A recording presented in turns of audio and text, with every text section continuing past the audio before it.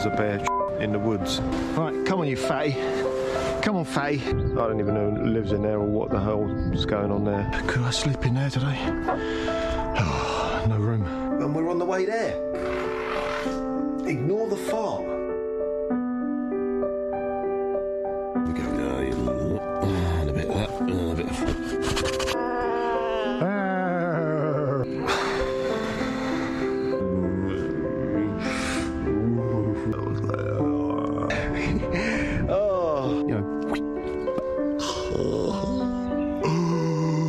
Singers, James, singers I've got.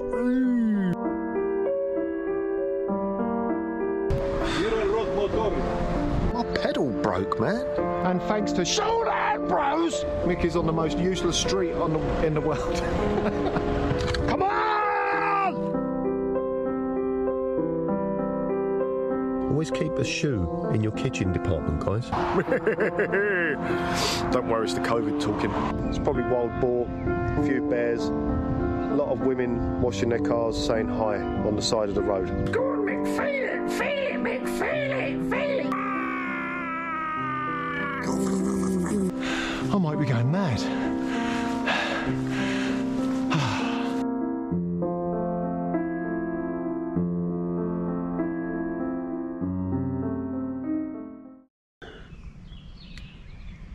Want to see me underwear?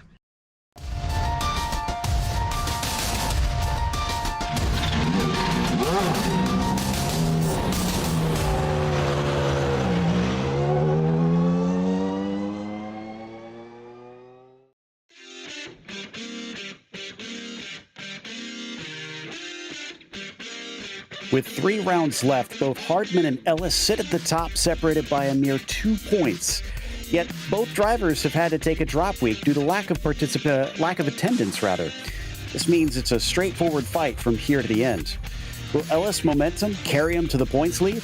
We'll find out soon as we get ready to watch round 8 of the Radical Cup Canada Winter Series, and you'll see it all live here on the Global SimRacing Channel. I am Joe Peak, and with me in the booth is DJ Clark. Behind the scenes is our director, Ryan Bauer, and he's using cameras provided by Dougie Beard. Now, Sonoma is a track that is known for being extremely technical and hard to pass at. Let's see what else it has in store for our drivers with our track guide.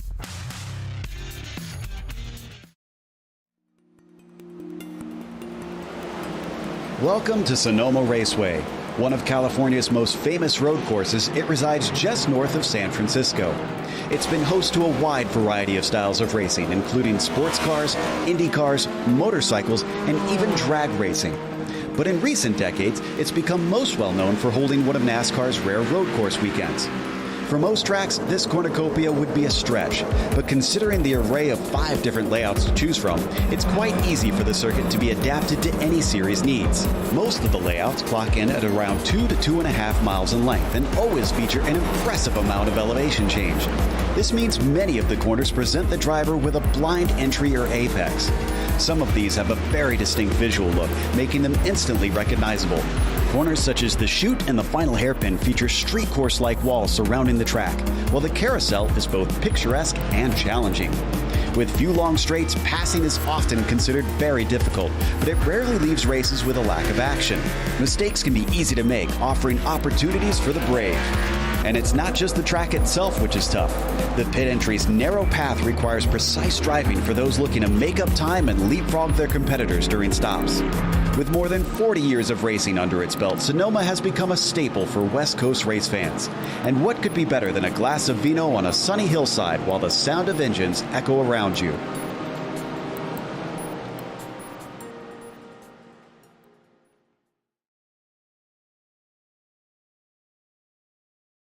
Well, DJ, to top things off, they're running the full layout of this track, so even more corners to try and tackle. Exactly, Joe. And every single one of these corners around this Sonoma Raceway seems like it is ready and willing to come out and grab you, from the very fast turn 1 to the uphill runs through 2 and 3, 4 and 5, coming down through the carousel. It is an absolute driver's challenge the entire way through.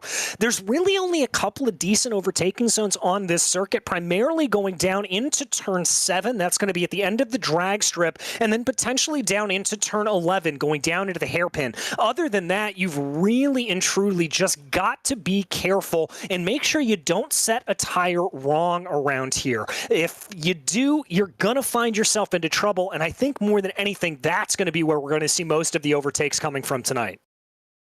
No doubt. And, well, the overtakes might be a little easier for Ellis as we look at the championship. Like I said, 2 points behind, but we haven't seen Andrew show up yet. Not sure if he intended to miss tonight or not, but this is going to make life difficult. As we said, they're out of drop rounds. It'll be a 0 for him. So Ellis could jump way far ahead of everybody else. From there, it's close to a tie between Yang and Bedard for that 6th position, and only another point back to Christian Jasper as well. Still lots to fight for in the midfield, even though it seems to be a bit of a breakaway up towards the front. Now, they also have a teams championship in this one. DJ, how's that one currently? Well, as you can see there, a pretty sizable advantage for Britannia iSports by about 49 points over Atomic Racing. Evolve Sim Sports about 100 points back of your leader, but the real battle here is going to be for P4. Ellis Engineering Incorporated and Top Gun Racing tied 132 points back from Britannia, so that's going to be a big one to keep an eye on as well. There's also a tie for Auto Eclectic Motorsports and Team Lima as well for 6th place, and then In Trace Motorsports finds themselves in a close battle with Destino Motorsports and Project 2, not too far off them either. So a very, very close run, really all the way down through that team standings. Now, for the race details of today, it's your standard format for this series. We'll have 2 races, actually, a 15-minute sprint and a 30-minute feature. There will also be a pit stop for fuel during that feature race. They don't have a spare car to help them. You heard DJ talking about there's a lot of places that things can go wrong at this track, especially with the high speeds of these cars. That could really hurt a number of them. They've also got drive-through penalties at 20 incidents and a DQ at 30, but I'm pretty certain that you'll be more worried about damage to the car before you worry about having that drive-through penalty, especially in that sprint race at this track. Now, one thing we do want to mention is that this is the official virtual counterpart to the real-life M-Zone Radical Cup Canada. If you're a racer looking to get into one of these thrilling machines for a test day, a race weekend, or purchase a car and join the series, contact Rob Burgess of Radical Canada at robert@radicalcanada.ca to get started. They are in the midst of qualifying with about 9 minutes left to go, and Robert Ridgway actually just put himself up into 2nd on the front row next to Joey Haynes, interestingly. But Alex Ellis doesn't look like he's having a good time with this latest update to iRacing. I heard the drivers talking about how tricky the car has become to drive, and he sits down 14th. Yeah, Joe, he has been unable to really get a good, clean lap here together at this point as we ride on board with the Atomic Racing driver of Robert Ridgway right now, coming down through the carousel. That's a pretty good line there. He could have diamonded off that corner a little bit more. It's always a little bit of compromise when you come down through there. It's where do you want to bleed off some speed? Where do you want to keep your and maintain that speed up as well? As he now dives down at the end of the drag strip through turn 7, working his way on through, trying to see if he's going to be able to improve here. He only needs about 1/10 of a second to beat Joey Haynes. Haynes has been around kind of on and off. He's had 2 feature wins so far, one at Sebring and then one later on at Barber, but he's missed the last 2 rounds. So he's unfortunately, on top of that, missing the first race of the season, pretty much out of the hunt unless he has a phenomenal last 3 races to try and play catch up. But he's certainly making the best of it. Being on pole position, which is a bonus point. What about Ridgway? Could he deny him here as he crosses the line?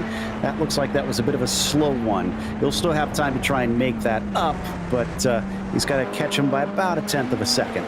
Yeah, and he'll have plenty of time to try to be able to make that back up as we follow here on the number 77, working his way up through this very tricky section. Love that we're able to jump on board here. The blind crest coming up through turn 3A, absolutely terrifying, Joe. You basically put your foot down and pray at that point, hoping that you're not going to pick up that much understeer and the car's going to drift out into the outside. And I've seen many a car do that over the years. And Kadambev is a young talent with his first podium now last time out and is trying to repeat that as he'll start from 4th. So looking good here, at least in qualifying. We'll see what happens when we get to the actual races. And qualifying being as important as it is at this place, we also have to remember, DJ, that 15-minute race determines your starting position with the regrid, of course, for the top 10 in the feature. So if you finish outside of the top 10, you're probably going to have a hard time in the feature race as well, just because of the toughness in trying to overtake. Yeah, it's going to be very difficult. I think qualifying position is going to be absolutely crucial here. Drivers certainly going to be scrapping for those top positions in the first heat race, but I wouldn't be surprised if when we get to the end of that 15-minute affair, that we could see them really and truly being in a position where they have got to try to maybe fall down through the order to take as much advantage as possible, as Joey Haynes goes even faster, extending his advantage up at the top of the field. Wow, now it's a half a second between Joey and Roberts. So things have suddenly drastically changed up at the front. Ridgeway's now coming into turn 5. A little bit of a dip here before you head over another crest and down the hill in the carousel. Just a never-ending turn before he gets it going. Peterson currently sitting in 6th position. His last lap was his quickest, and this one does even better by a pretty good margin, 0.3 faster. It doesn't look like he's going to go up any higher on the timing sheets, unfortunately. He'll stay P6. All right, he's going to stay where he is at this point. Yeah, he's got about 0.2 of a second to try to make up. We're going to jump back here with the number 8 machine, bringing his way down through that very fast sweeper of turn 10. Always difficult to try to get right, but it looks like there that he's got it easy coming down through the hairpin right now. By the way, watch out for 3rd to 5th. That's Broomhead, Boyd, and Nikotimbev. They've got less than 1/10 of a second between the 3 of them right now. So it's getting tight down there in the mid-pack. And one little bit of improvement from any of them could drastically change the situation. Ben Willett here in the number 8, currently coming through the first part of the lap as we check out with Broomhead once again, who is in that podium position currently, but will he stay there? I'm showing him at just a little slow on this lap, unfortunately, so not sure if he's going to be able to improve. Yeah, I'm not sure if he's going to be able to do it here, but he's certainly going to try at this point. Broomhead bringing that car around. This is always an interesting corner here, Joe. Turn 7.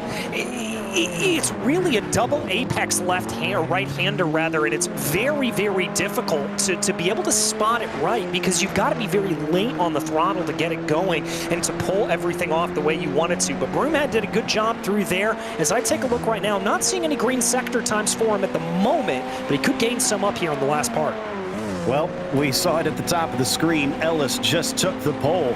So, and by another half second over Joey Haynes. It was a huge gap up there.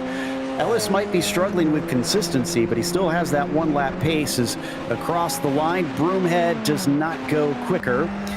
Worth noting about Alex, actually, he has taken every fastest lap and every pole since the feature race at Road Atlanta.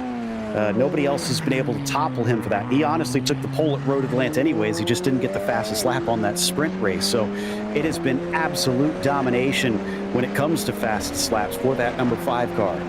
Yeah, really and truly has. Is Nikotimbev now bringing the car up through the first couple of corners here. Looks like Zod wasn't able to improve on that last lap. He still only sits about 14 thousandths of a second off of Mark Boyd. So he's certainly within striking distance to move his way up through the field. And as you noted a little bit earlier, Joe, plenty of room to try to make it all up here as there are some very close margins in that mid to high pack.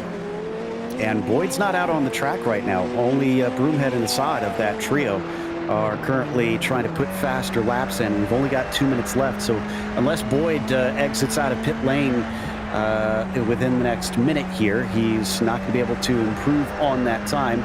Broomhead down into the braking of the final hairpin. Let's see. Oh, he is showing it as almost half a second quicker right now, if I'm seeing this correctly. He's going to make massive improvements. This could get him onto the front row. Let's see if this will do it for him. It's a 27.1, and it's very close. No, he is 0.025 of a second shy of Joey Haynes. My goodness. Now, the question here for Broomhead is he's got to hope he didn't use up too much of his stuff here at this point to try to be able to get themselves up ahead. Let's see if he's able to continue that going. Alex Ellis, woohoo, having a big moment of oversteer there down into the braking zone for turn 7. Sawing logs in there. My goodness, there is so much correction on the wheel, back and forth. But he's going to keep carrying on because he knows he's got one more shot at trying to improve his time. Yes, he's got half a second over Haynes, but clearly with Broomhead making those big leaps, not everybody is in the position they might necessarily need to be in here for their lap time. Ellis coming around the final corner, getting ready to set up. Look at him try to square it off here, DJ. He's still trying to maximize this. Yeah, he really wants to keep pushing ahead. He's got a 0.5 of a second advantage on the rest of the field, but he is not done yet. He's going to cross over there. Obviously, those bobbles that we saw are going to cause him a little bit of consternation, but he's going to keep pushing here as he goes. Starts his final flying lap, along with everybody else that's getting to the line. Ben Willid, Sutherland, Broomhead, all coming around at the end of theirs currently. So, as he gets awful close to the exit wall, he also tries to square it off to see what he can do. One last go. All right, let's see if he's able to get anything here. These last drivers, whoa, big wiggle there for Broomhead coming up through turn 1. So that might have put him out of it right there, because he's about 0.3 down already, unless he has an incredible second half of the lap, which he's not, because he's going to send it into the wall through 3A and B. So that is it for him. And I was trying to see if anybody else is able to improve from here, as Sutherland is still out on a flyer, I believe. Nope, he is done. That is it. So they are now off to our starting grid with Ellis on the pole and Joey Haynes in second. Michael Broomhead begins in a P3, followed by Robert Ridgway starting fourth today. Mark Boyd didn't come back out in the end. He stayed P5. Nikodem Bev unable to improve and qualified at 6th. Then it's Dave Peterson in 7th today. Ben Willid will start from 8th. Hunter Reeve in a P9, and Joseph Yang will round out your top 10. Starting off in 11th, it's going to be Steven Sutherland, followed by Cedric O'Hyan. Then it'll be James Carter, Phil Amaro, and Daniel Salmon to round out the rest of the 15-car grid. Slightly smaller than what we're used to, but should still be plenty of fun, no doubt, as the drivers have pretty good conditions on top of things. It's been hovering about this 80 to 90 degree Fahrenheit track temperature, which should give them a decent amount of grip, although there's a slight wind that has been changing, DJ, and with how aero-sensitive these cars are and so many crests on this track, I wonder if that'll catch them out. Yeah, I wonder if it will as well. We could see some drivers, particularly over the higher parts of the track, the higher elevation parts of the track, looking at turns 2, 3, and 4. At those kind of areas, we could see them coming into a little bit of trouble there. So they're going to have to watch out for that and just be aware. That could also explain away of some of the reason we saw Alex Ellis sawing at the wheel so heavily coming down into turn 7. Could have been a big gust of wind that threw that car a little bit out of proportion. The exact thing he didn't want in that situation, as they just about have them all gridded up, rolling start around this track, and then it's 15 minutes to try and get themselves the most points possible here. They do score points in both of the races, and it is the top 10 drivers in this sprint. From there, everybody will score in the feature this time, since it's the top 20 that get them in that one, but still valuable to try and finish as high up as you can, especially for Ellis. If he's struggling to try and keep that car pointed forward today, this could be a missed opportunity if he winds up chucking it into the wall. So I wonder if it's going to be maybe a measure of how fast do I really dare drive it, DJ, just so that he tries to bring it home. Yeah, I think it may be a little bit of just trying to rein that car in a little bit more, trying to make sure he's able to keep everything together. He's not going to want to throw anything away. He's going to be keenly aware of exactly what is happening. So as they take off, doesn't look like we'll see Salmon start this race. Unfortunately, he is not taken to the grid, so it'll only be 14 for us in this sprint race as they come down through 5 and into 6, and the drivers have all done their preparations. Again, it's towards the end of the season now, and like we said, for a lot of them, they've had to take a drop week due to missing a race or two. Many of our front runners in the points have had to do so. So with how difficult this track is, it might be wise to maybe not go at 100% and just back it down a little bit to try and collect those points as they come off of the drag strip and down into the hairpin here where DJ mentioned it's going to see probably a lot of action trying to head into there. But if they come off side by side, I can't imagine that it's going to last long with how fast these S's are, DJ. Yeah, it's pretty much a one-way street once you dive into turn 8 there. If you try to go 2x2 through that area, you're going to find yourself in a whole world of trouble. So definitely need to make sure that you have that move done and dusted by the time you go on in. Starting to go double file now as they get ready for the start of this race. The Porsche pace car will peel off early because of this unique pit lane, which is honestly a little bit scary, frankly. And then they'll be off and on their way with Ellis leading them to the green flag and Joey Haynes by his side. Who's going to be able to get to that first corner first as they are now released? And when will Ellis take the loud pedal and accelerate away? I thought for a second he was going to do it immediately. He's going to make sure and get everybody packed up here. Gives them a long time, and now the green flag is out. Still a very good jump for Alex Ellis, and he is off like a shot as they approach turns 1 and 2. They got to get it sorted out. This corner, this turn 2 is notorious for seeing wrecks, and so far so good. No contacts, no spins. It looks like we're clean. Yeah, good heads up there from all drivers. They know they're on a little bit of cool tires here as it looks like Broomhead's making some moves up through there. He had a little bit of an attack from Ridgeway from behind. Nikodembev now going to be the one trying to look on the back as everybody in relatively single file order here, although some pokes and prods this way and that. Dave Peterson slid off in 3B and found himself into the wall, unfortunately. I think he may have taken some damage from that one. So now Robert Ridgeway is off course in the carousel, and you can see him in the background there. He was way off into the runoff. Yeah, he was definitely up into the high embankment there. No damage on the car, thankfully. Maybe some damage to the splitter there, but he should be able to get back and re-rolling here at this point as the field now makes its way through those S's for the first time as they make their way on through, trying to see here if they're going to be okay. I think everybody's made it through cleanly. Top 3 has seen no changes on this first lap. Ellis, Haynes, and Broomhead are still in the same positions they began this race. However, Nikodembev up 2 spots from the start, and Benelid behind him up 3 on the first lap. That was a fantastic run for the 8 car. Yeah, really good run there for him as they continue to work their way up around Ellis, setting the fastest lap of the race. Broomhead just trying to hold into the back here of Joey Haynes. He's going to have a little bit of a twofold problem here, as is anybody that's going to be following close behind. There's not really enough straightaway here to take advantage of the draft, and you're just going to be having to deal with dirty air. Joseph Yang getting it all kinds of sideways up through 2, though. And somebody seems to have spun out behind him. Hunter Reeve across the track, unfortunately, goes to the back of the field.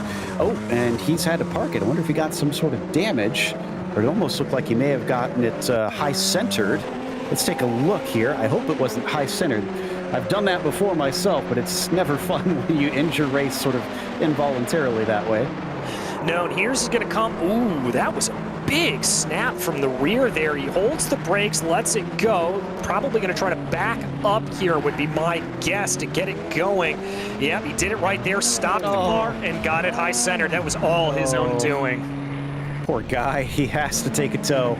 It is in pit lane. Doesn't need the spare car, but this is going to cost him a lap almost assuredly. It's side by side out of the hairpin here. And the battle between Ridgeway and Carter. Carter's going to come out ahead with that 11th spot. They're also behind Dave Peterson, who's charging back up through the field.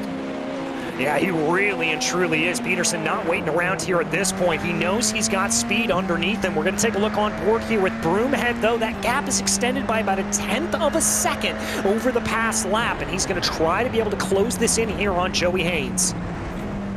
Broomhead also 3rd in the points coming into this race, so he could probably use this as well. He'll obviously lose to Ellis the way things currently are, but if he could maybe try to put himself within range of Andrew Hardman, I'm sure he'd appreciate the extra points and be able to maybe take a P2 for the season, or, well, just put him in a position to fight for the championship into the last round, because you still don't know what's going to happen with everybody with so many races left here at the end. As we fly down the hill onto the drag strip once again, remains at 0.7 of a second between the 99 and the double lot.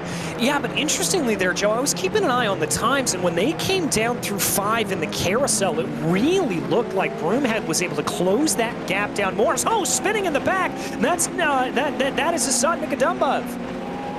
The 23, unfortunately, falling sideways across the course, doesn't hit anything from what I could tell, and gets it going, but he falls to 8th position. So there goes that good start. Benwell is now up to 4th. Up 4 positions because of that. Well, he is actually in 4th position, so either way works as we ride with Robert Ridgway, still hassling James Carter, and this is coming down into the final hairpin here in just a moment. If he could get close enough, and no, he's not. He could have maybe had a go at things, but it's not going to be this lap. Yeah, he's going to take a later apex there down into the final hairpin to try to just maximize that speed off of the line. It's only about 0.3 of a second in between the two here at this point as they're going to fly their way up the hill. He is certainly starting to close in, and I like what he's doing here, Joe. He's taking a little bit of contrary lines. He's trying to get as much clean air to the front of that car as possible and to make him run as quickly as possible. Mark Boyd here in 6th place, also doing the same thing on the back of Joseph Yang. Yang just managed to get by him up through turn 2 after Boyd went wide through that one. Kept it from going off course, but unfortunately, there you can see Yang snatched that up after his error not long ago as well, trying to make up for that. That'll put the 55 car into P5 right now, and very good braking for Boyd as he closed up a lot of ground on that 55. Yeah, he really and truly did, starting to really bring that in here at this point. Now it's going to extend a little bit more as they go through the S's. And watch his hands here, Joe. You see how much steering lock he's having to put into the car? That's an indication of that aero wash that I talked about. Watch him here coming through turn 9. All the way, almost 90 degrees there through turn 10. That really shows you just how much that dirty air is affecting the front end grip of this number 12 machine. Yeah, understeer is a real problem. Oh, Peterson, I think, going to be able to get a spot on Ohion. Indeed, the 35 takes another position through the final hairpin, as there is Alex Ellis on your screen. Our leader up to 6.7 seconds over Joey Haynes. He is stomping them. Yeah, he is absolutely pulling away here at this point, really doing a great job. 7.5 seconds by my timing and scoring here. He is just absolutely running away at the front of the field. But we still have some good battles a little farther back. Here comes Assad trying to make a move. This is for P7. Assad lost those spots earlier and gives a little hip check to shove Sutherland out of the way, but Sutherland's going to have the inside down into turn 6, and Assad backs off. Maybe he's going to get the over-under here, and it's a very good run. He could do this. Yeah, he could. He's going to be on the inside coming up the hill here into turn 7. He's going to have to be later on the binders, though, to see if he can make it work. He certainly is able to carry more speed at the apex, and the number 23 making that look easy. So that's back up to 7th now, but remember, he was all the way up to 4th place a little bit earlier, so he's probably going to want to try and make up that ground as quickly as he can. Remember, top 10 going to be regrid. Ohion is the one that is in the position to take that pole position for the feature race currently in the number 44 car. Is down into the braking of the hairpin. Nikadim Bev trying to ditch Sutherland as quick as he can, but to watch out because Steven's got Dave Peterson approaching. Joseph Yang with a second incident. Oh, and that's just going to send him spinning around the wrong way up through turn 1, and I think that could have been, and there's another car off. Is that Sutherland behind him? Trying to make it out. Yes, it is. It is indeed Sutherland, who had an almost identical incident, apparently. It didn't hit anything. Peterson, I think, had to try and take avoiding action, might have gotten scared off the track, and actually, Peterson just wrecked it just now. Suddenly, everything is going wild. Let's look at Yang first. All right, this is coming up the hill into the corner. Maybe a little bit of target fixation. That rear end of the car just wants to break away there, Joe. And just looking at that, I kind of wonder if he was maybe starting to apply some brake on that, and maybe the rear end just locked on him and stepped out. Could be. So now we're going to watch Sutherland. And like I said, it looks eerily similar. So I wonder if towards the end of these laps, they're starting to feel the tires a bit, that you can't abuse them. They certainly seem to snap on them quite easily. And then Peterson, you saw, had a bit of a hiccup following behind. And on top of it, as he crests 3B, he's a little wide into the grass and unfortunately does not recover it in time. Yeah, certainly. That's just going to be him off and around there, unfortunately. And remember what I said at the beginning of this race, Joe, this is all going to be about incident mitigation. You have got to make sure that you run as clean as possible. Those with the fewest mistakes right now are top three, still exactly where they began this race, and haven't seen a whole lot of mistakes from them. Ben Willett has been a bit of the same. He is up 4 spots right now into that P4. Watching Cedric, who gets promoted to 9th because of Peterson's DNF now in this sprint race, and he's chasing on Robert Ridgway. Sutherland, interestingly, is now put into the regrid pole position in 10th. All right, so that's going to be good running there for Sutherland. He'll be very happy to see that come out, and considering he's got about 2.5 seconds behind him to James Carter, he may be able to hold on to that. But the closest battle we have right now, that's going to be Ben Willett and Boyd right now. Only about 8/9 of a second separating these two. And the clock is ticking down. You can see we've got 4 laps to go. They've got it both timed and by laps here. And they should be able to get all 10 in by the time they complete these 15. As we can see, Ben Willett still being chased by Mark Boyd. Every corner he goes around. Right now it's separated by about 8/10 of a second, down to 3 to go for them as they cross the line. Yeah, and that gap holding steady here. I think Ben Willett's doing what he needs to do at this point. And in this about 8/10 of a second gap, this is where you're going to start to feel that aero wash that we keep talking about. So it's going to take a real, almost superhuman effort to be able to break through that and keep that gap a little bit closer as Boyd here comes up over the crest of turn 3A, down into 4. Yeah, and there you see that understeer just running a little bit wide around the corner. That's because of that aero wash. Certainly doesn't seem to be very fun for the trailing car, but we have seen some good passes so far. You just need such a pace advantage over your rival, which I don't think Boyd has right now. You could see that red car is just staying at arm's length, unfortunately, not allowing him a chance to attack. And there is the gap between them at about 6/10 of a second currently. Ellis is actually heading around the final turn now, and getting the 2 to go signal here in just a moment, which, yep, is going to be just, enough time. But Ellis clearly is not running a perfect one. That was a big slide out of the hairpin. Yeah, and I wonder if that there was just from a little bit of over-eagerness on the throttle, maybe spun the rear tires up a little bit, had to ease off of the throttle, get everything back up underneath him, and then keep going around. Ellis doing a good job to keep that car pointed the right way here at this point. Remember, he doesn't have it completely wrapped up here. He's got to take the finish and get within the top 10 to earn some points and hopefully get ahead of Andrew Hardman here after this first race of 2 tonight. But he's going to maximum score it if he stays where he is. That is 12 points plus the 1 bonus point for pole. And actually, let's see, does he have fastest lap? Of course he does. So he's going to get 2 bonus points on top of that. Well, he has got a pretty substantial lead when it comes to that fastest lap of the race. He's almost a second faster than the next closest driver. That's Joey Haynes, who put down a 1:27.49. Ellis, a 1:26.31. He is cooking. Amaro, who we're on board with, is the last driver running right now. We've lost Reeve and Peterson. Although I see Peterson has only been in pit lane for about a minute, so maybe he ducked out for a little bit to see if the car was drivable and decided it wasn't and went back in. But that was wide there for Amaro.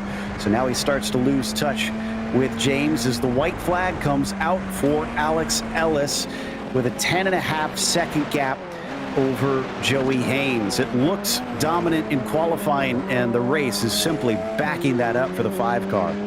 Yeah, the real problem here, though, for the Ellis Engineering Incorporated driver is going to be that reverse grid in race 2. 19 laps around here.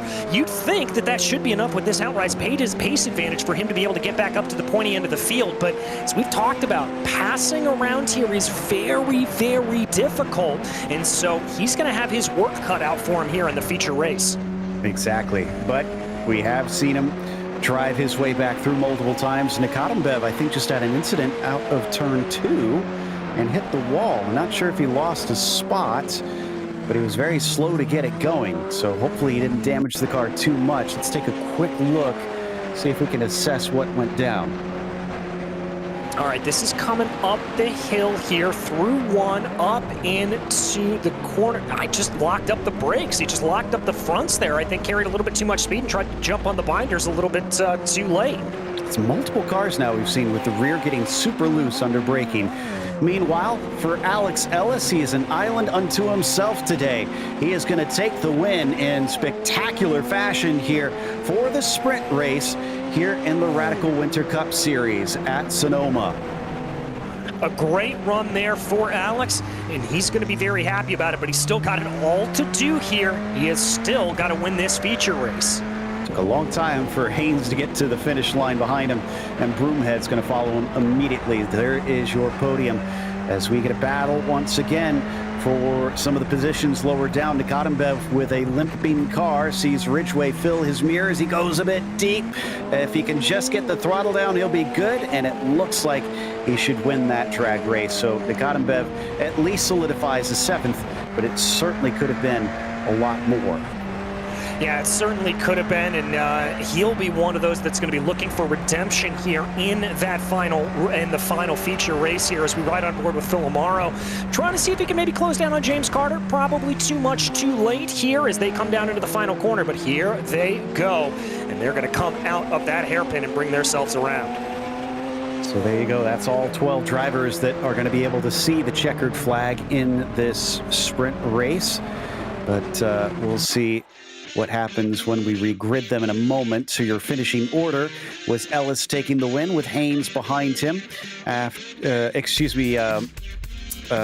it was Ellis taking the win, and it was Broomhead in 3rd, followed by Ben Willid in 4th. After that, Mark Boyd gets a top 5 today. Joseph Yang up and down the order, but generally up the order as he finished 4 above where he gridded in 6th position. Asad Nikotimbev in 7th is followed by Ridgway in P8, Ohio in 9th, and Sutherland in 10th.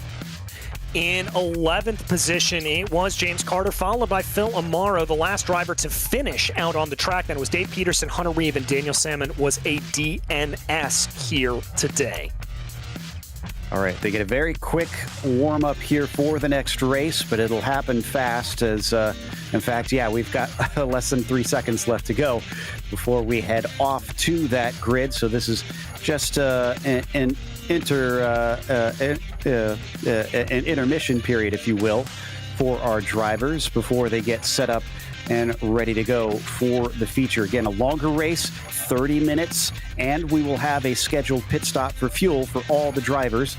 Let's run you through that top 10 in case you can't do that reverse in your head, with Sutherland on the pole this time. Ohion will start in 2nd, Robert Ridgway in 3rd, then it's Nikotimbev in P4. Joseph Yang will start 5th and Mark Boyd 6th. Ben Willid starts 7th today, Broomhead 8th, Joey Haynes 9th, and Alex Ellis 10th. The rest are the same as what we just read out moments ago, so no change for them.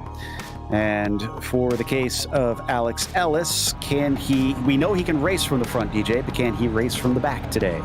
Yeah, that's going to be the real question, and that's going to be the real challenge here for Ellis. I think his biggest thing is going to be keeping that speed under control. He's going to be coming up against drivers that are not nearly as fast as him, and he's going to need to recognize that. He doesn't need to make all of these moves up right from the outset. He just needs to slowly but surely pick them off one by one, and that will be the best way forward. I'm thinking Robert Ridgway is probably going to be at a good position for this one. to maybe try and take a good finish or potentially a win. But Ben Willett was very solid, even if he didn't have as good a pace as those top three. Could that maybe serve him well here in the mid-pack? We'll have to see. There's not many others. No, I take that back. Nikatembev, there in fourth. He could be a wild card, considering he's got the pace. It just he couldn't keep the car from getting out of hand over the course of the sprint race. Will he have been able to overcome those demons the full 30 minutes, maybe?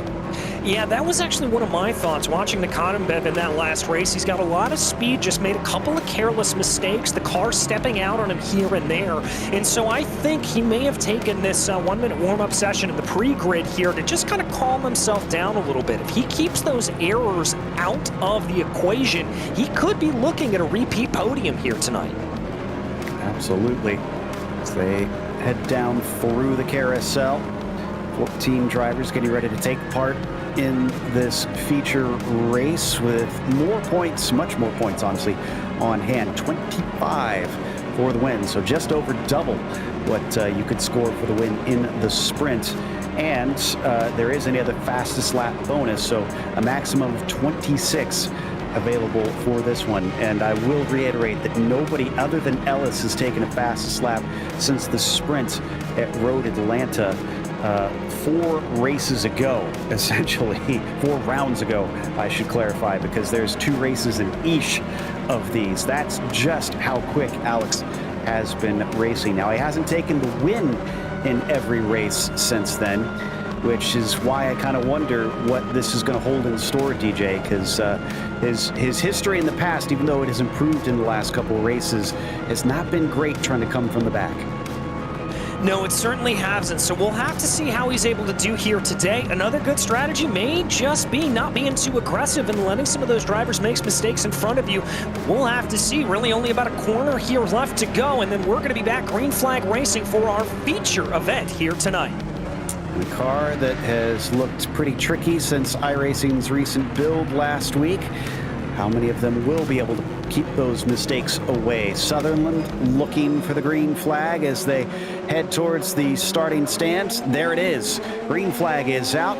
And it's not the greatest of starts for Steven. Ohio's kind of looking around the outside, starts to fade out, though, as they come up the hill towards turn 2, into the braking of the right-hander. Nikatembev is making quick work of things. He goes up to 3rd place right away. Yeah, that was a great move there from him, just keeping his foot in and then absolutely being able to bring the car around. Now they're going to work their way up the hill. Looks like we've got a couple of movers farther back down. Mike Broomhead trying to make some big moves there as well, down into the braking now for turn 4.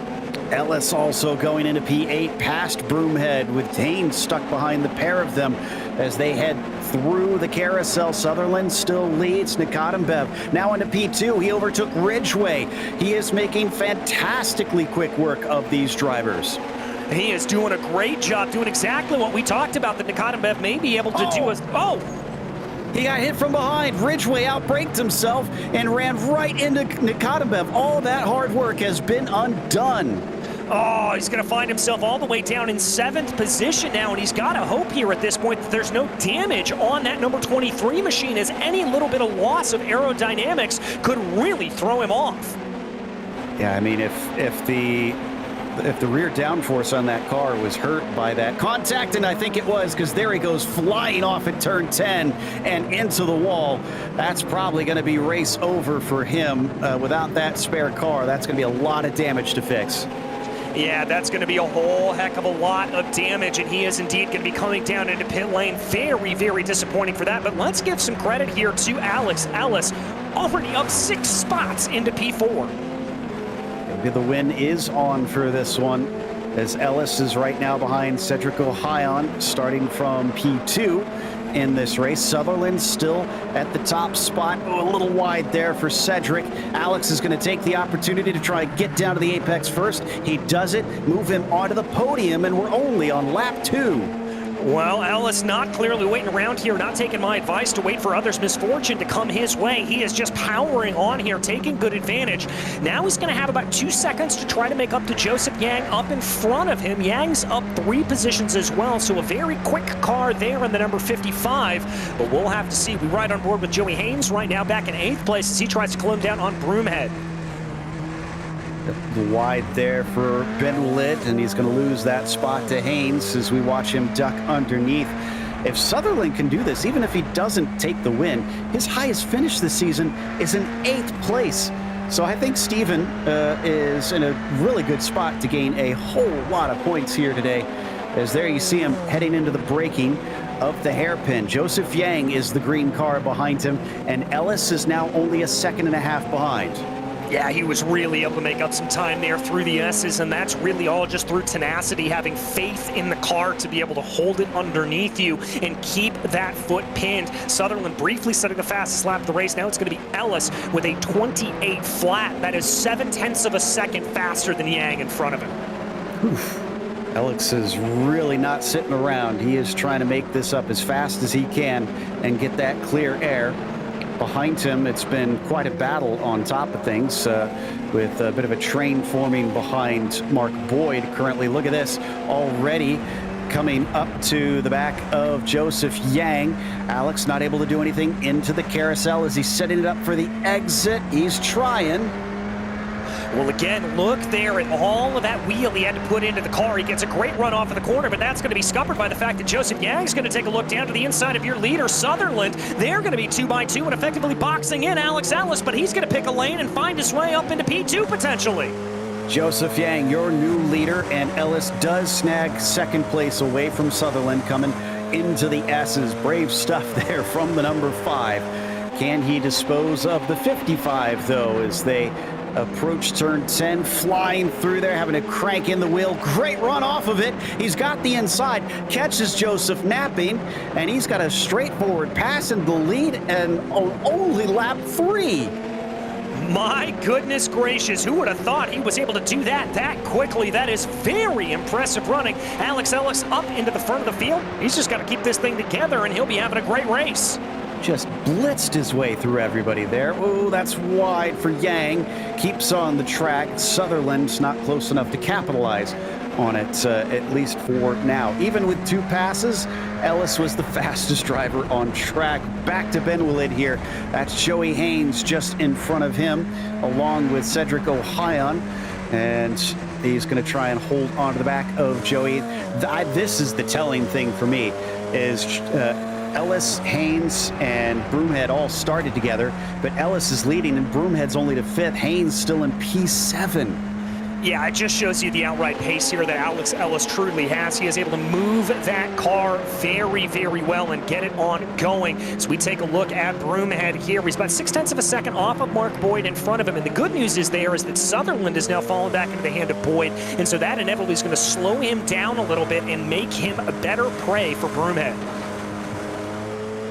Right on board, looking just over the left front of that number 12.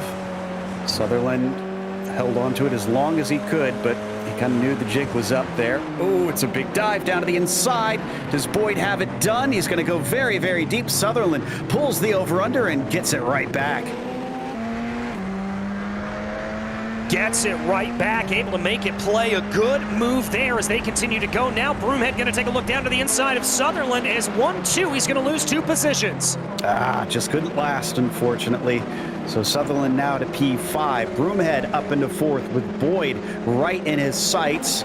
Behind him, poor Joey Haynes is still stuck in 7th, has not been able to overtake Ohion, as we're going to check out from behind him on board Benwillet once more. Yeah, now he's going to be trying to focus up ahead here, just keep himself together, but he's going to have to also look out the rearview mirror. Dave Peterson not too far behind him, and this is going to be a really nice little battle here in the mid-pack, but something's happened to Joseph Yang. There he is, right there off course, spun it in the carousel.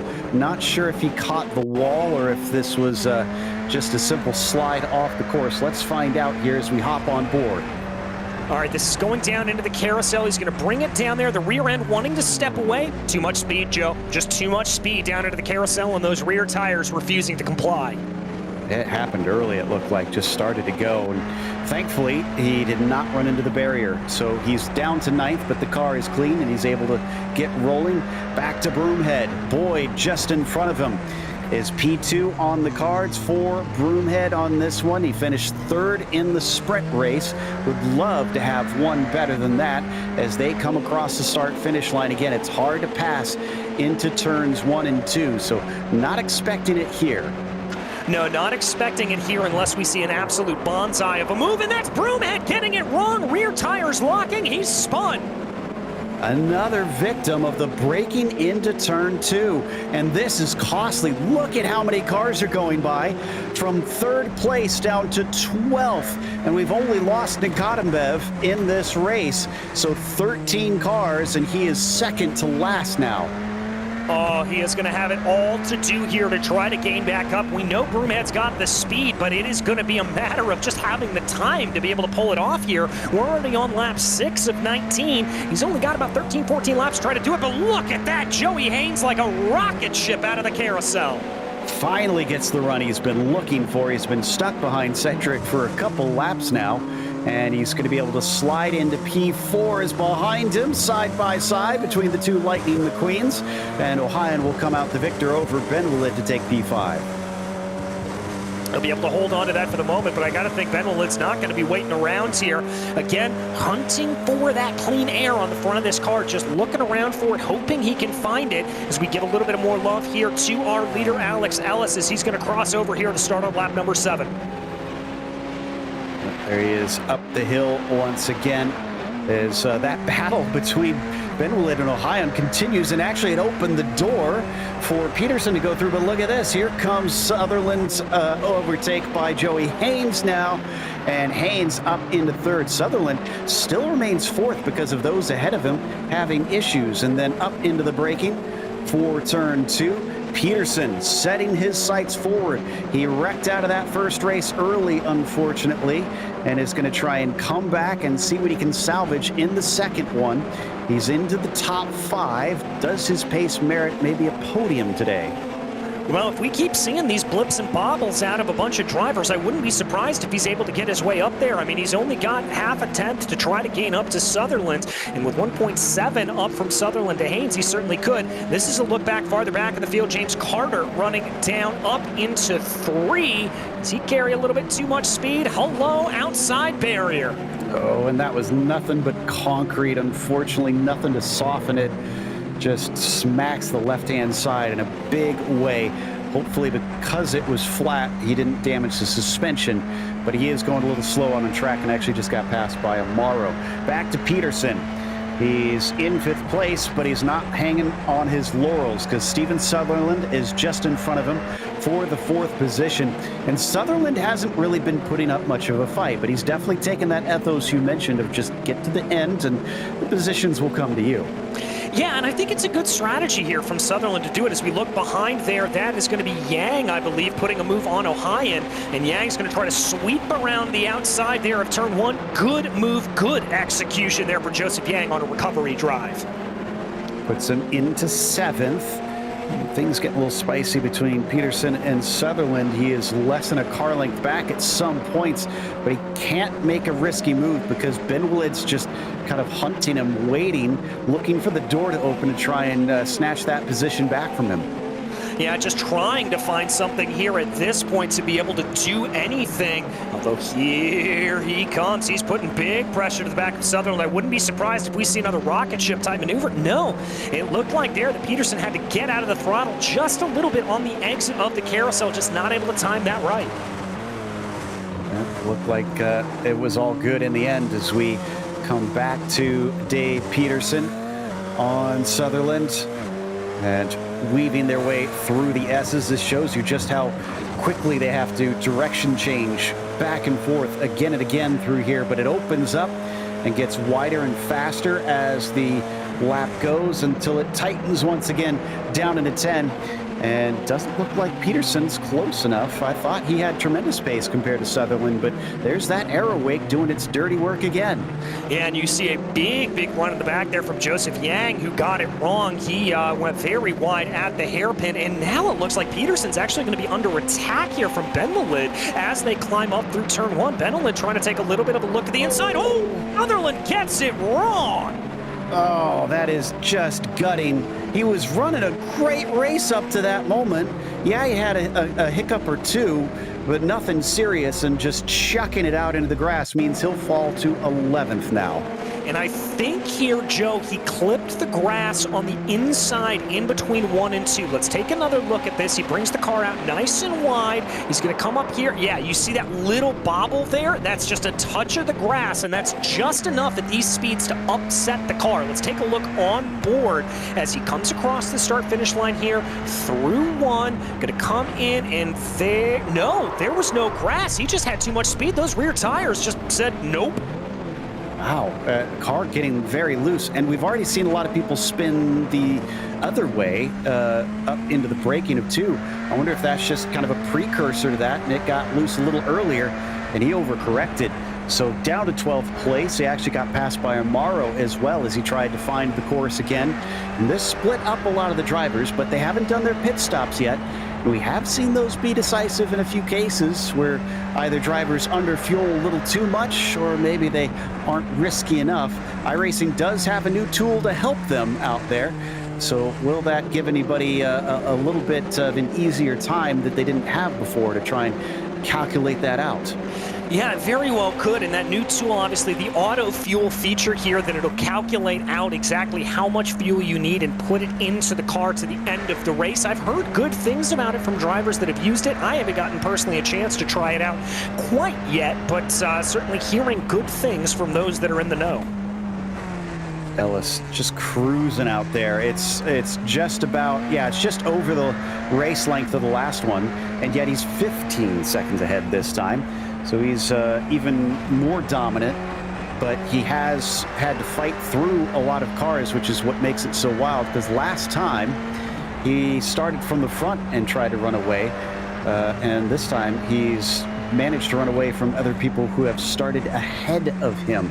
Ellis takes it into the final corner, and we have very few laps left, but we also still need those fuel stops to take place, so we should see them pretty soon here.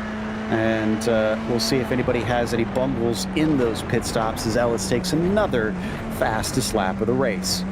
And, you know, truthfully here, I think for Alex, this is a situation that I go back to a story that Jackie Stewart is wants to tell, that he was driving at one point and the team said, you're about a minute in the lead, calm it down, slow it down.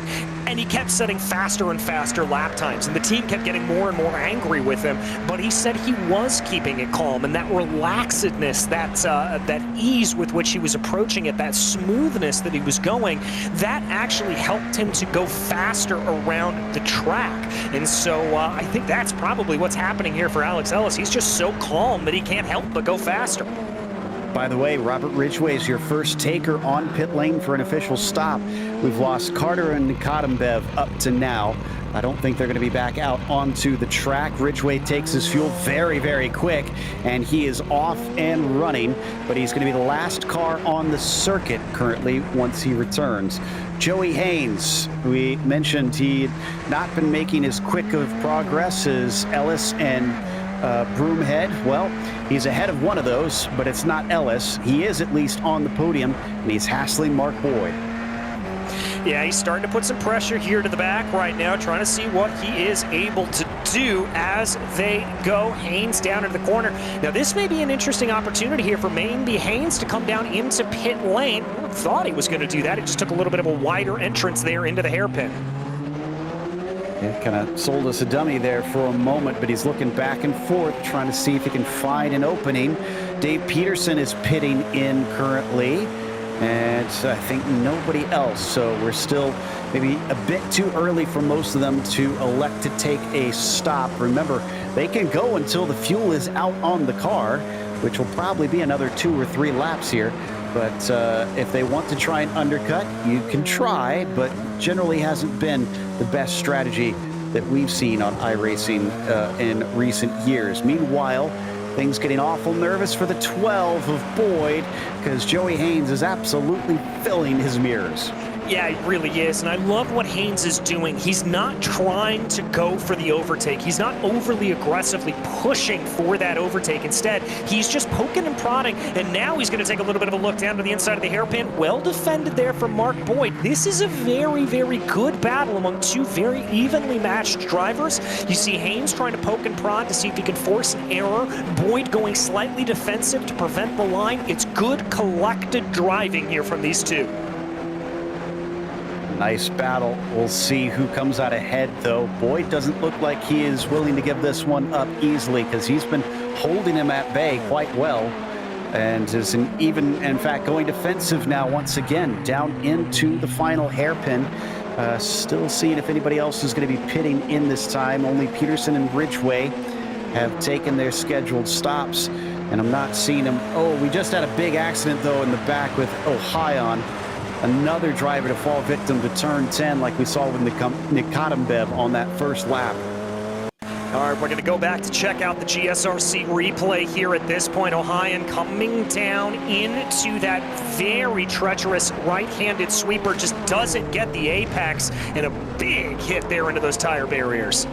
He was able to drive it down into pit lane, but I suspect that he is probably going to need to stop longer for some repairs, the way things went. He doesn't have a meatball flag, so he is able to only do optional repairs on this one and get out as quick as he wants, but we'll see how he feels it handles at this stage. Joey Haynes still forcing Mark Boyd to go defensive in a couple corners around the lap, just keeping him honest. But also hasn't been able to try and get by despite getting him offline. Yeah, exactly. He just hasn't been able to force them here at this point, trying to see what he is able to do. Again, I think this may be an opportunity here if I'm Joey Haynes to come down into pit lane, see if I can't do a clean lap under good speed. Is he going to do it? No, he's going to stay out yet again, just ignoring my better judgment there. It's getting so close to the back of him, though. Look at Joey Haynes just riding all over that rear wing. And eventually, I got to think that a door is going to open. I doubt he's going to do it into turn 2 here. In fact, yeah, he drops back just a little bit before they get to the braking zone to get some air on that front wing, as they then switch back and work their way over the crest of 3A and B. That was a good run there. Another defensive move, but it's a little too late as Haynes gets down to the inside, giving him just enough room. Mark Boyd makes sure to pinch him, and with it being St. Paddy's Day, that pinch certainly was not desired. They come down through 6 and out of the carousel. Can he do it again and keep him from taking that position?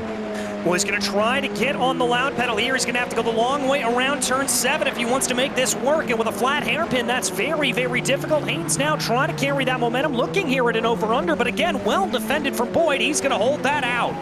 Oh, it was a good exit, though, for Haynes. It's just he's got no place to take it. Oh, as we go side by side, Broomhead overtaking on Hunter Reeve. That's going to get him into 6. Still a recovery drive for him here today after things were looking so good, and he chucked it off course, unfortunately. Oh, sold him a dummy? No, it looks like he's going to be pitting in. Mark Boyd is going to abandon this battle and take his service as Joey Haynes finally has clear track in front of him.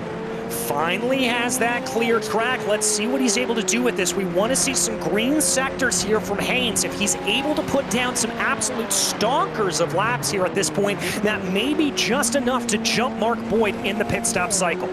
Joseph Yang pits in, so that's 2 more taking their stops. They are able to go a lot farther than I anticipated here today. We're only 6 minutes left on the clock, and as you can see, 5 laps left to go in this race, whichever comes first. So, and Reeve just got by Broomhead right back. And that was in a very strange place. How did he get by him between 2 and 3? Well, as I try to pull up the replay here on my screen, Joe, I think it was just a little bit of an errant mistake from Broomhead. Let's check and see on the replay here. This is going to be coming up into turn 1. Broomhead up ahead just lost it. Absolutely lost it. Again, that car's stepping out on it. But did you see Hunter Reeve have to catch the car himself into the braking zone? Yeah. These things look diabolical into that corner. I know that's a tough one to try and brake for. Yeah, look at it. Holy cow. Absolutely amazing car control there from Boyd to be able to keep that together and to be able to carry that speed through the corner. It's an impressive stuff there from the number 12. And perhaps one of the more uneventful moves of the race, Alex Ellis has pit in. Now, he is going to retain the lead. No, Joey Haynes is going to take the lead as he did not pit that time. So that actually puts Ellis right behind him. So he has to make sure that he doesn't throw it away trying to fight Haynes too hard now that Joey has blasted past him. And Broomhead still not able to get close enough to Reeve to be able to take that position that he already took once and is going to have to do it all over again. Yeah, and crucially here, remember what I said about Joey Haynes? He just set a personal best on that last lap, so that is mega there for him. We've got a wide discrepancy on the pit stops here. Now, usually we have a little bit of discrepancy because iRacing makes it a bit random as to how quickly the car refills. But this is going from 5.2 seconds for Robert Ridgway up to 9.9 for Ben Willett and just about everything in between up there. So somebody's surely going to get this one wrong. The question is who? Yeah, I'm not sure here at this point, Joe. It's going to be a little bit tricky to see who it is. We ride on board with Ellis right now as he's coming up against a little bit of lap traffic and Joey Haynes in front of him. Haynes is going to come off down pit lane. Whoa. That was terrifying. My goodness, braking extremely early down into the hairpin there. So Ohio giving Alex Ellis quite a scare. Haynes finally in. Reeve and Broomhead also the last to pit now with only 4 laps remaining. All right, here as they now come around 4 laps to go. Alex Ellis will inherit the lead of the race. The real question here is just going to be who else is going to be able to hold in behind. And where will Haynes be in regard to Boyd? Now, Broomhead is, no, he's pitting, so that won't give us a good indication, but Haynes is now rolling, and Boyd coming around. It's not even close. Haynes took well advantage of that clear air, and it's now 4 seconds between them. All right, 4 seconds between them. That pit stop playing out to perfection for Joey Haynes here at this point. That's exactly what he needed to do. Had another off for Joseph Yang. Don't need to get the replay there. Another spin at turn 2, and he falls to 8th. Broomhead actually got passed by Ben Willett in that pit sequence. So the 8 car is now up into the top 5, and poor Broomhead has another car to pass. Yeah, Broomhead not having the race here that he would have liked to. Very, very unfortunate. We are so close to the end of this race. I'm amazed at how deep into it the drivers were able to go on this fuel. We made it to basically 4 minutes left on a half-an-hour race. So this must not be a very thirsty track today as we watch them weave their way through the S's. I can tell you that, and Nikotimbev is no longer a DNF. He's managed to get the car repaired and is back out there directly behind the leader. All right, so good for Nikotimbev to be able to come back out on track and at least try to finish these laps here at this point. And really, as they come down to the line here with about 2 laps to go, it's all to play. This battle here for P4 right now, Reeve, Benelid, and Broomhead. Great stuff here as it looks like Broomhead's got a good run. Is it enough of a run, though? He's got to be a lot closer than that for the pass into 2, and it's not going to happen this time. Ahead of him, he's watching Hunter Reeve kind of stretch away with him being held up by the number 8 machine. This is not looking good for Broomhead, although that was another good run, just too short of a straight. Down into 4, he does scare him off the apex. Little mistake from Ben Willett opens the door. Broomhead finally back into P5. All right, so a little bit of redemption there for Broomhead, but unfortunately that pass cost him a little bit of time up to Hunter Reeve, and with only about a lap and a half to go, he's going to have to work for it here at this point if he wants to close back in and maybe hold on to a P4. 1 lap to go now, and boy, they timed this absolutely perfectly right. Ellis crossed the line with 1:27 left, and they are on the last lap now. So they got that pretty much right down to the second when he comes and takes the checkered flag. It's not really much of a question for him, though. Haynes is 27 seconds behind.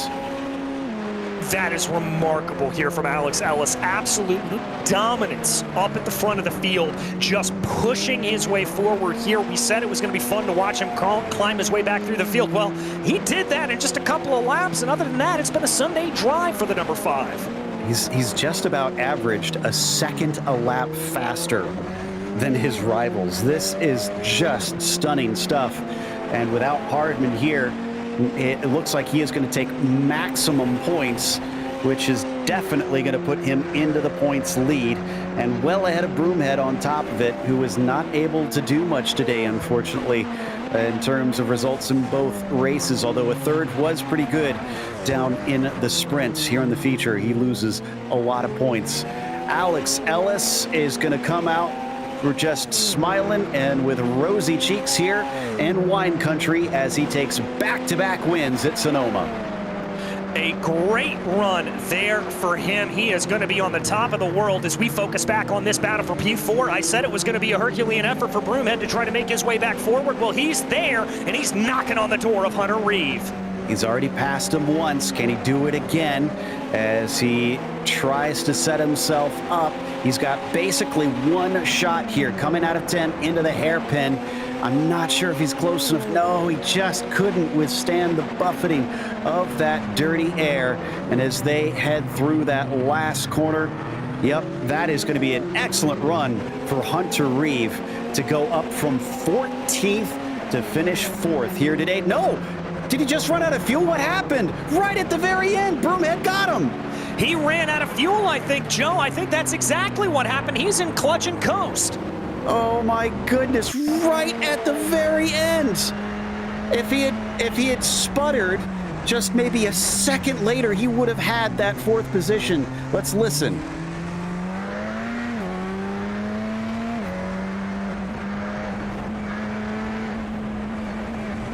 Yep, there it is. Oh, it sputtered coming through that final corner. That's when it was. And you're right, Joe. If it had been a half a second later, he would have been fine.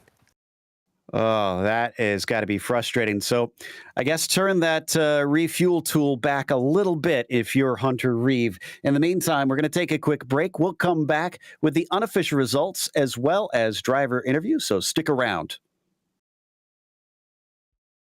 Racing isn't easy, but experiencing it is. iRacing puts you in the driver's seat with the industry's leading sim racing game. Drive on laser scan replicas of the greatest racing circuits from around the world. Go head-to-head against other drivers chosen by skill-based matchmaking to ensure competitive racing at every level. Compete across all your favorite series. In officially licensed cars, engineered to deliver the most accurate driving experience possible.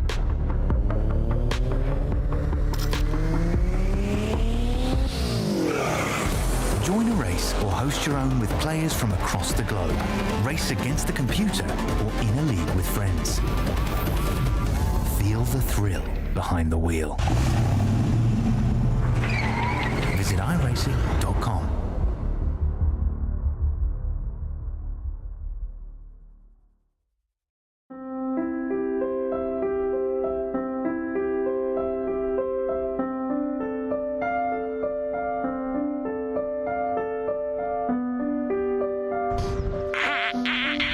There's a bear in the woods. Right, come on, you fatty. Come on, fatty. I don't even know who lives in there or what the hell's going on there. Could I sleep in there today? Oh, no room. And we're on the way there. Ignore the fart. We go, and a bit of that, and a bit of...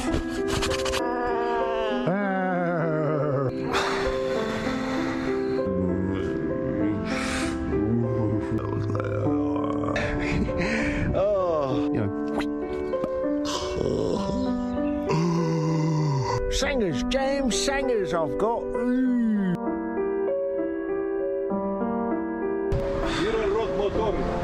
My pedal broke, man. And thanks to Showdown Bros, Mickey's on the most useless street in the world. Come on! Always keep a shoe in your kitchen department, guys. Don't worry, it's the COVID talking.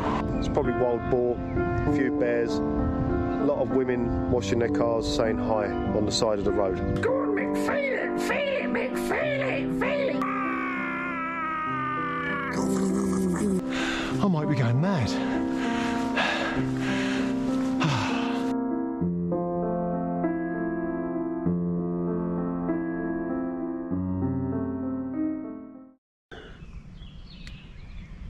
Want to see me underwear? Welcome back to Sonoma Raceway. We saw a great round here with Alex Ellis having a great round himself, taking back-to-back wins and another perfect score and putting himself into the points lead. Joey Haynes was behind him by a massive 30 seconds in the feature as Mark Boyd ran an excellent third place. I definitely think he deserves more credit for taking that podium today. Broomhead had to recover from a mistake and fight back up to fourth as Hunter Reeve sputtered quite literally at the line and lost that fourth as he still gets a top five. Ben Willid was P6 and Dave Peterson seventh. After that, Robert Ridgway P8 and Joseph Yang, a late wreck, sent him back down the field into ninth. Amaro climbed his way back into a top 10 just with the steady pace of not running into trouble. From there, drivers a lap down, and I don't think we actually wound up having any DNFs, but Sutherland, Ohio, and Carter all off of the lead lap, and Nikodenbev eventually repairing it to finish 14th today. Let's talk to Alex Ellis and see what his thoughts are on this race, because Alex, it was a perfect score literally all around on this one, and on top of it, a 30-second gap. You kind of made this one look easy. Yeah, no, it was a lot of fun, but I love this place. I've probably done like close to 500 laps here in real life in actually a very similar car. It was a turbocharged F3 car with 300 horsepower. So very similar. The SR10 has similar turbo, a little bit of turbo lag.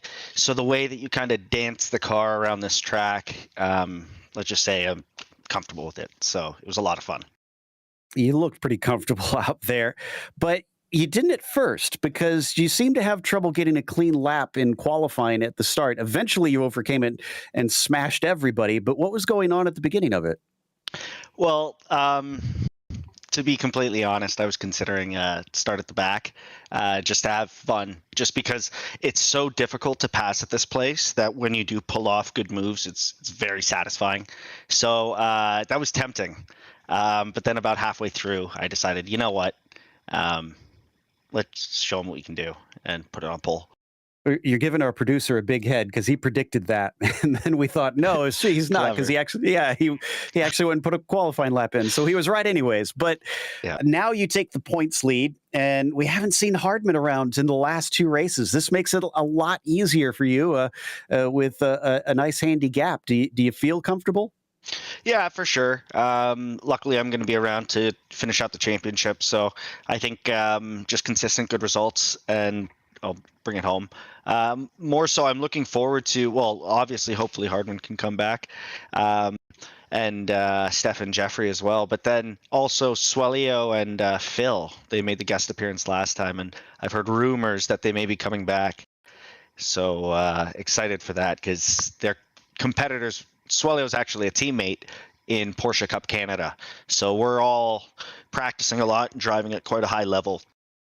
So excited to see if they turn up again.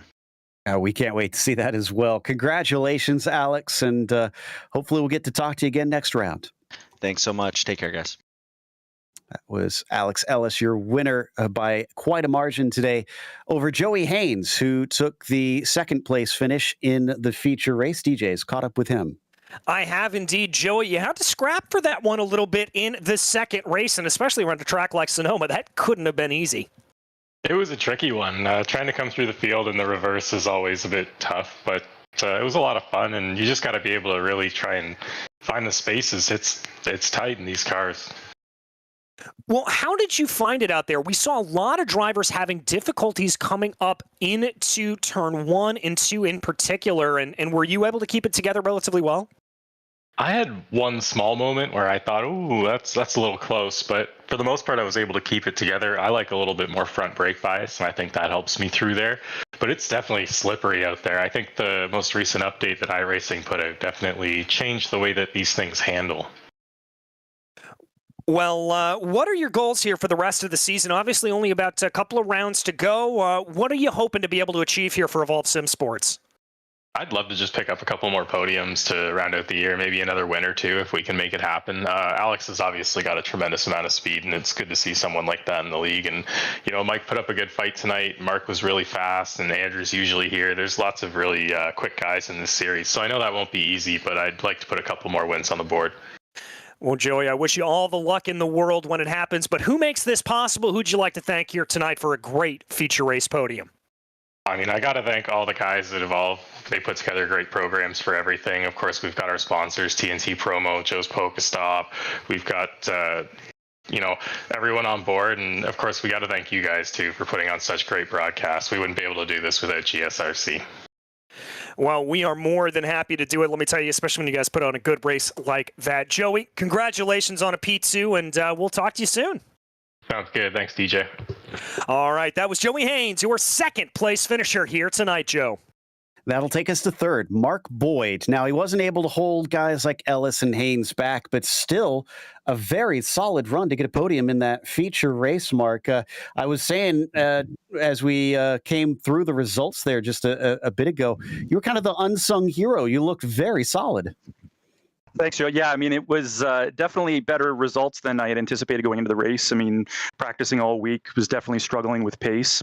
And I kind of got off to a good start, but then I could see Joey kind of reeling me in. So I knew I wasn't going to be able to hold him off for too long, but definitely happy with that finish. We saw a lot of drivers today look like the rear was getting away from them through 1 and into the braking of 2. Were you experiencing that, and what was going on? Yeah, I mean, I definitely, not so much today. I was prepared for it. I know a lot in practice leading up to this. I found, you know, with a little bit too much on the brakes coming into 1, the back would get loose and you'd come right around. So I was very conscious of it.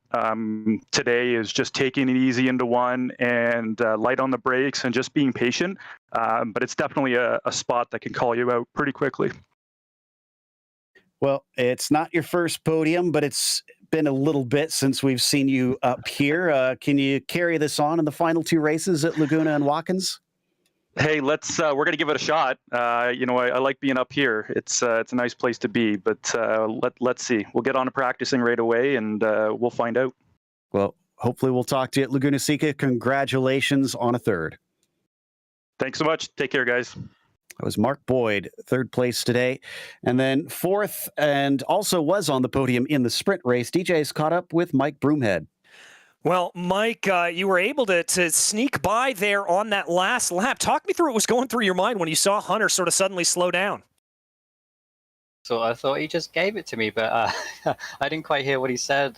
And I just, you know, I took a quick look and, yeah, he sputtered. I guess that's the worst timing for that. But he raced hard. He had me beat at the end there. Well, talk me through the race. I mean, you had a little bit of a bobble there. You had to fight your way back forward. How was that mental reset going out? Oh, you know what? This track isn't easy anyway. But obviously, I don't know if anybody's mentioned the recent update made this car a little bit more skatey.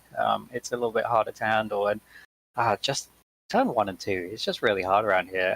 I messed up quite a few times in practice. I'm amazed I didn't mess up more. But yeah, when it got low on grip, it was a little bit hairy, and I unfortunately lost quite a lot there. But reset, just try to keep it clean, keep the tires under me, and it went all right.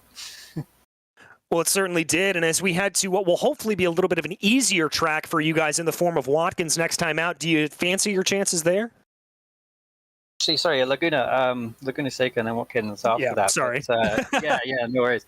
Yeah, no, it's 2 fun tracks. I think this one was tricky for everybody. Everybody's a bit more used to Laguna. They're looking forward to it more. And then Watkins to finish off the season was pretty good.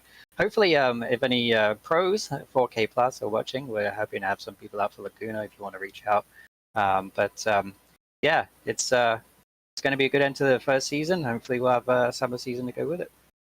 I think it will be a good end as well, my friend. But as we close this out, who'd you like to thank for tonight? Of course, you guys for putting this on. Everybody that comes out week in, week out, well, every 2 weeks, I guess. It's fun racing. Everybody's great with each other. We work well together, and it's just a good time. It's what it's all about, having fun. And thanks, everybody, for making this all possible. Well, I know we are more than happy to cover it when you guys put on a great race like this. Mike, congratulations on a P4 in that feature race, and we'll see you in 2 weeks. Thank you. See you soon. That was third place in the sprint, fourth in the feature, Michael Broomhead. And that's going to wrap us up with a big thank you, of course, to the league for bringing us on to cover this season, along with a thanks to the team today, Ryan, DJ, and Dougie. Make sure to check out our social media, our website, and our merchandise store. But also don't forget to subscribe to our YouTube channel so you don't miss a moment. Next race, as we mentioned, Laguna Seca will be Friday, March 31st, 2 weeks from now at 9 p.m. Eastern. And be sure to check out our other broadcasts that we have listed here. Until next time, though, race clean, race hard, and we'll see you on the track.